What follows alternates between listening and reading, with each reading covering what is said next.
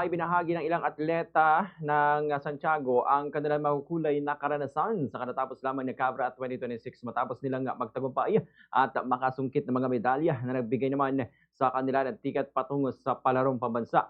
Isa sa mga nanguna ay si Kali Alessia Carlos Jose ng Santiago North Central School Integrated Sped Center na nagpakitang gilas sa larangan ng swimming.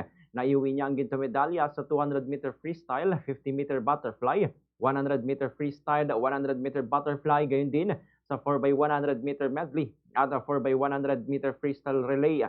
Bukod dito, nakapagtala rin siya ng pilak sa 50-meter freestyle at kinilala bilang most outstanding swimmer ng kompetisyon. Nagpamalas din ng husay si Reyna Alia Bagay mula sa Santiago South Central School matapos naman na magwagi ng ginto medalya sa 50-meter breaststroke at 100-meter breaststroke.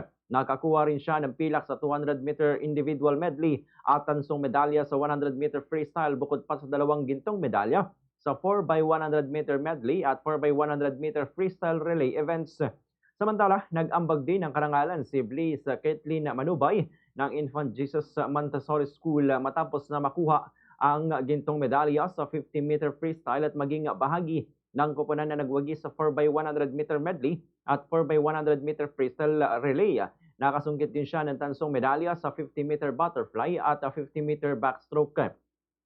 Ayon sa mga atleta, hindi naging madali ang kanilang paghahanda para sa nasabing kompetisyon, ngunit sa tulong ng kanilang mga coach, pamilya at paaralan, nagawa nilang malampasan ang mga hamon at maabot ang kanilang mga layunin.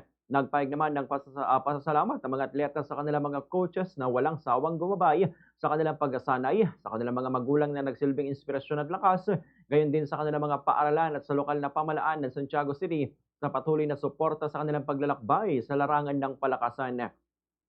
Ipinangako rin ng mga ito na pagbubutihin pa ang kanilang paghahanda para sa nalalapit naman na palarong pambansa upang may pagpatuloy ang pag-uwi ng karangalan para sa kanilang lungsod.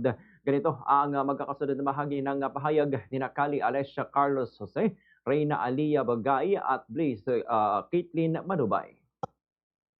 Super excited po ako. Excited po ako kasi first time ko magpalaro at yung mga kuya kong palaro medalist din po. Sa coach ko po, pero nagsimula po kasi talaga to sa teacher ko po.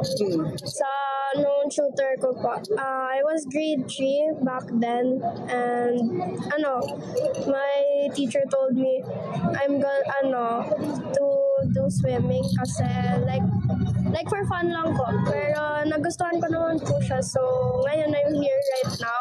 God sa God po, tapos sa mga parents ko po dahil sinuportahan po nila ako dahil po dito sa sports ko to.